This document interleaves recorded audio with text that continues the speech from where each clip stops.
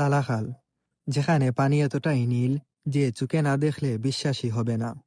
আর আজকে আমরা চলে এসেছি ঠিক সেই জায়গায়।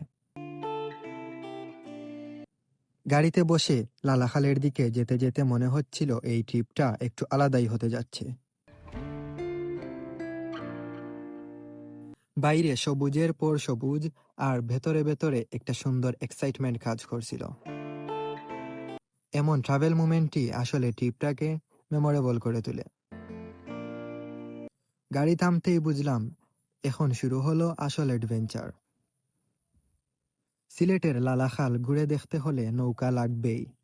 সিঁড়ি দিয়ে নামতেই দূর থেকে নদীর সেই শান্ত, সুন্দর আর নীল পানির ভিউ চোখে পড়বেই।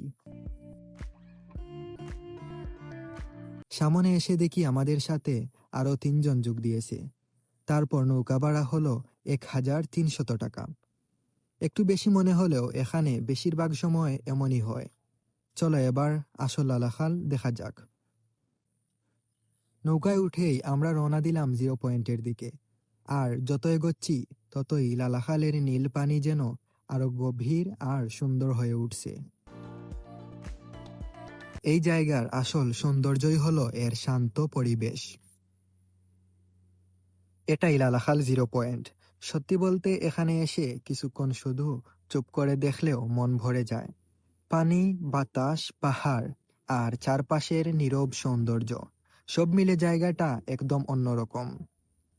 কিছুক্ষণ প্রকৃতির সৌন্দর্য উপভোগ করে এবার ফিরতে হলো, কারণ সামনে অপেক্ষা করছে দুপুরের খাবার আর তারপর আরেকটা ছোট্ট স্টপ। আমরা চলে এলাম সিলেটের বিখ্যাত পানসি রেস্টুরেন্টে। ভ্রমণের পরে এমন খাওয়া দাওয়া যেন আরো বেশি ভালো লাগে। সোজা কথা, ভালো ক্ষুধা আর ভালো খাবার দুটোই কমপ্লিট স্যাটিসফ্যাকশন দেয়। খাওয়া শেষ, এবার আমাদের নেক্সট ডেস্টিনেশন শিশু পার্ক। শিশু পার্কে ঢুকেই বোঝা গেল জায়গাটা বেশ জনবহুল। মানুষের ভিড়, হাসি আর এক ধরনের এনার্জি সব মিলিয়ে পরিবেশটা বেশ সুন্দর লাগছিল। আমরাও এসব বাচ্চাদের মতোই বাম্পার কারে উঠে পড়লাম। এখানে এসে কে যে বড় সেটা কিছুক্ষণ ভুলেই যেতে হয়। পার্কের ভেতরের আনন্দ, ভিড় আর ছোট ছোট ফান মুভমেন্টগুলো মিলিয়ে সময়টা বেশ ভালোই কেটেছে। এখন বেরিয়ে যেতে হচ্ছে, এখানেই দিনটা শেষ করতে হচ্ছে। এভাবেই শেষ হলো আমাদের আজকের সুন্দর একটা ট্রিপ।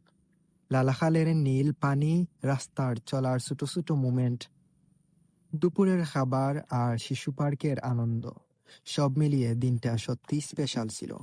ভিডিওটা ভালো লাগলে সঙ্গে থাকবেন, কারণ সামনে আরো ট্রাভেল স্টোরি আসছে।